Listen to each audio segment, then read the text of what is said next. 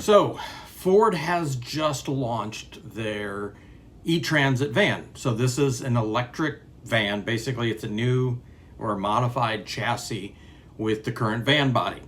And this was hailed as a huge launch for them. And in some ways it is, because this is the first vehicle launch officially with Jim Farley at the head, and he was front and center in this video. And we'll get to the video production and the launch video in just a second. But the main issue we want to talk about is the vehicle itself.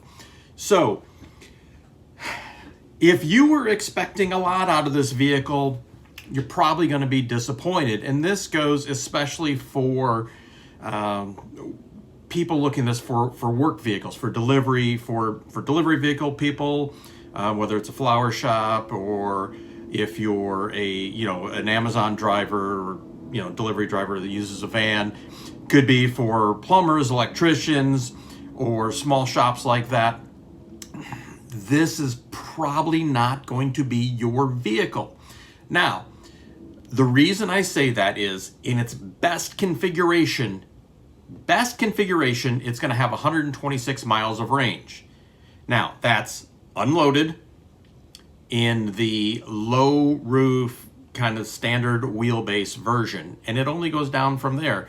And they didn't exactly say what kind, sure, they tested it in northern Michigan, but they didn't really talk about how much range it's affected by weather. It is liquid cooled, or liquid, it can heat and cool the battery, so that does have some effect on the overall range, but still 126 miles of range. Now, those who know about work vehicles and the amount of range they need will go, well, 126 isn't bad. Our average daily use is somewhere between 70 and 90 miles a day. Okay, so let's just say average is 90 miles a day, and unloaded, you get 126. That's not a lot of room for error. Now, the cargo capacity, if you do a chassis van, is 4,200 pounds, but we don't know what the range is going to be if you do a chassis van. Or if, like, in a regular van, it's 3,800 pounds. Now, if you're loading it up for food delivery, and you've got to put air conditioning, a freezer compressor and the associated equipment with that, plus then all the other food that you're going to throw in there, that weight gets eaten up pretty quickly. If you're an electrician or an HVAC person, plumbers, again, locksmiths. Oof, you want to talk about a heavy vehicle? Go look at a locksmith's vehicle. 3,800 pounds is going to be eaten up pretty quickly, and they did not talk about what that weight will do to range. What I can tell you is that it's going to knock it down a lot. So let's just assume fully loaded 3,800 pounds, your range is down to 100 miles. Okay? So now if your average day is 90 miles, you have no margin for error in that. And again, that 126 miles is probably on a nice 60-degree sunny day. That doesn't include a rainy day. That will knock down the range.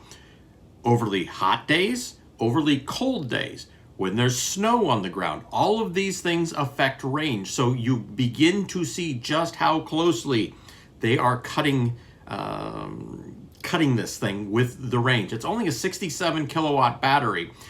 And you wonder, with all that room under the floor, and they put in new frame rails that are going to protect the batteries, which is good. They did a good job with that.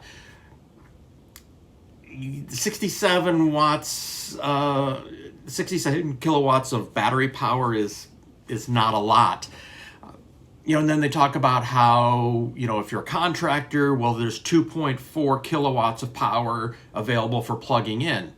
That 2.4 kilowatts of power is not separate from the 67 kilowatts. That's kind of, they set it aside, but it's still part of, right?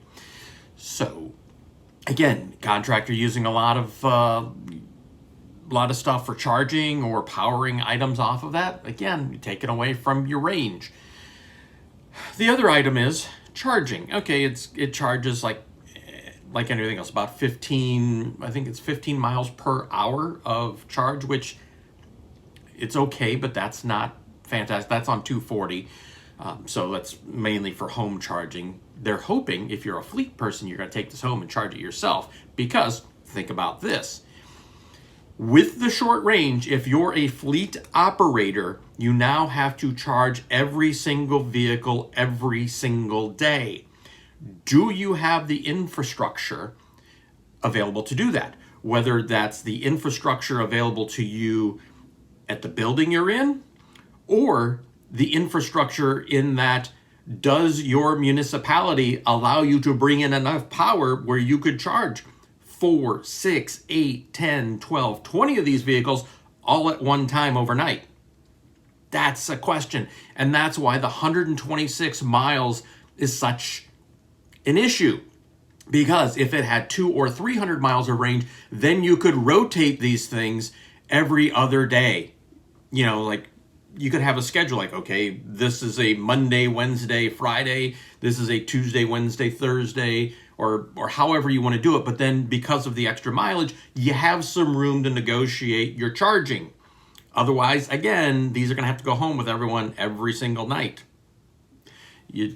Infrastructure is something that a lot of people don't really talk about. So I don't want to stretch this out too long, but let's just say this announcement was a huge disappointment because not enough range, $45,000 price. Sorry, let's talk about that. Reasonable price for a basic van, empty loaded, that needs to be upfitted. Maybe. Your savings will come, especially for contractors and the people who really would buy this. I don't think that price is going to be such an issue because you're swapping electricity for gas or diesel costs and the associated running costs with that. So I don't think the price is bad. It's in the ballpark. I'm sorry, under $45,000, which means it's $44,950 and then $11,995 with destination and delivery, right? So over $45,000. So the price, okay. And you know, you're going to spend whatever you're going to spend upfitting your vehicle normally. So 126 mile range. At 200, okay, we could talk 250. 250 would have, I think, been a real sweet spot here. Even if the average mileage for one of these vehicles is 70 to 90 miles a day. Again, that's an average. That doesn't allow for much extra, right? So if you work in a large metropolitan area and you have, say, a 40, 50 mile area that you cover, you can't even really go to the farthest area and back without recharging. Fully loaded, right? Again, 126 miles, optimum conditions, unloaded. Think about that. Now, on a separate issue, so dead on arrival, maybe not. Okay, clickbaity, yes, a little bit, but really, they needed to think about that range way more. Way more. Ford works with a lot of contractors and a lot of business class type of people with these vehicles. I think they didn't hedge their bets. They didn't allow enough wiggle room in there for themselves. Who's responsible for that? I don't know. So dead on arrival, it's not going to be as good as they think, but there you go. Video production. Sorry, I realize I do videos, and my videos aren't high quality, but I watch these things and I pay attention to them. Whoever they hired for this video production needs to get fired because this was all shot on a green screen. It was all virtual. No one was in the same rooms. It looked like 1990s sci-fi. Like if you were to go back and watch 1990s sci-fi and look at how they did green screens and things like that, that's the quality of how this looks. It was bad. And you could even see shadows. Like if I pay attention to these things and I look for them. Like you could see the shadows of people and like shoes didn't exactly look right because the virtual screens were wrong. This is a multi-billion-dollar corporation with the money to do these virtual launches and the production quality and get the production quality right. And they couldn't even get that. Not even close. It was bad. It was bad. Jim Farley, I'll keep my personal opinions because I've met the man on more than one occasion, and I'll keep my personal opinions on. Watching him do a presentation does not inspire confidence. And understand that this comes, and I think what really drives the point home is, two days ago? Today's Thursday. So Tuesday, Apple did their presentation with launching all of their new their new Macs with their own custom silicon. Go spend 15 minutes watching that and the pace at which they did the presentation. Just the pace, okay? I'm not even talking about the production quality, which, yeah.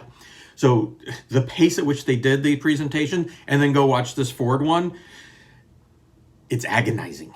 It really was agonizing. So whatever production company they're using, and if they're using themselves, they need to fire themselves. And if they're using an outside production company for them, they need to fire them.